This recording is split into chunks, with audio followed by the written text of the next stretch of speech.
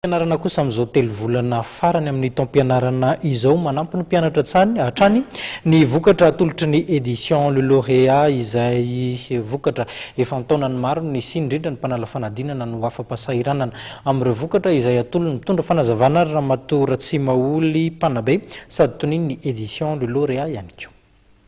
Miaraba ireo mpijery ny MATV rehetra. Mikasika ny édition le lauréat dia izy io vondrona mpampianatra maromaro izay notariany Andriamatoa Ratsimaholy Francine ary efa tao anatin'ny 5 taona nanabeazana ary amin'izao fotoana izao dia tsy mitsahatra izahay vady aman-janany manao ny asa manota boky manoratra ary indrindra koa manaparitaka an'izany manerana amin'ny Madagasikara. Dia mandritra an'izao andro ao moa zany fotoana famerenana zao hoe 3 volana farany rankizy dia izay ny tiako antitra-terina hoe misy vokatra manokana izay natao ny édition le lauréat. Ato zao dia ho an'ireo mpianatra nala fanadinana ao ny le lauréat du CEPE 2014 sujet corrigé ary ahitana ny taranja rehetra. Dia torak'izay koa le lauréat du BEPC 2014 sujet corrigé dia ahitana ny taranja rehetra ary le lauréat du bac série A C D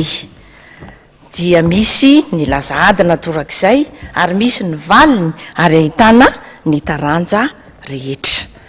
Dia izy io zany ny tiako marihana kely koa dia ny hoe ho an'ireo ankizy ao amin'ny taona famaranana na ny classe terminale dia ny histo-géo sy ny philo rankizy dia bilingue, izany hoe misy amin'ny teny gasy ary misy amin'ny teny frantsay. Ny mampiavaka anay ao amin'ny édition le lauréat dia izao izahay isa-taona dia miezaka foana manova lazadina ao anatiny, izany hoe mampifanaraka amin'izay vanina zava-misy indrindrindrindra amin'ny tantaran'ny firenentsika amin'ny fiainana rehetra. Fa ho an'ny le lauréat du bac io mba satria sarotra tsy mora manao azy dia eo amin'ny isaky ny 2 taona na eo amin'ny 12 taona eo ny fanavozanay azy. Toerana ahitana azy manerana ny nosy dia ahitantsika ny vokatra ny boky sujet type d'examen le lauréat zay vokarinay ary zao raha dia efa milaza hoe efa lasa ny solotenanay makany amin'ny faritry sava any avaratry ny nosy dia manentana antsika rehetra andray anjara rankizy. Eto zao androany tsika efa androany efa valon'ny volana May fa eo amin'ny tahalarary asina dia misy fihenam-bidy izay atolotray 520 isan-jato ho an'ny rahampitso sy ho an'ny amin'ny sabotsy dia manentana ny mpianatra nala fanadinana rehetra ampiasa ny boky sujet type d'examen le lauréat du CEPE, le lauréat du BEPC ary ny le lauréat du bac fanampy anareo tokoa rankizy. Amin'ny Mampanabe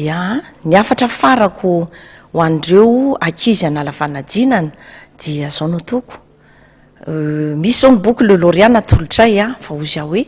ny laza adina aloha atao tsara aza vakivakiana rehefa tena afa-po zay nareo vao mba mijery ny valiny ary dieny zao manova ny famerenana fa aza miandry rehefa akaiky ny fotoana dia mirary soa ho an'ny zanaka malagasy rehetra anala fanadinana.